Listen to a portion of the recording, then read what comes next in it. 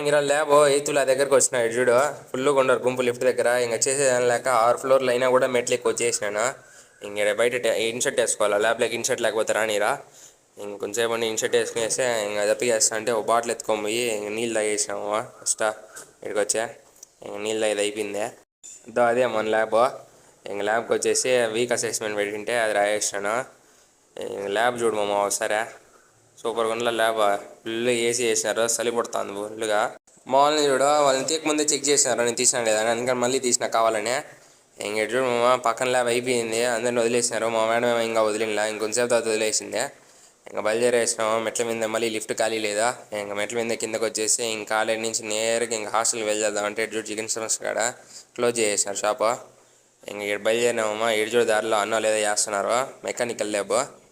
లోపల చూడు బస్సు ఏదో ఉందా ఇప్పి పెట్టేసినారు. నెక్స్ట్ పార్ట్ చూడు.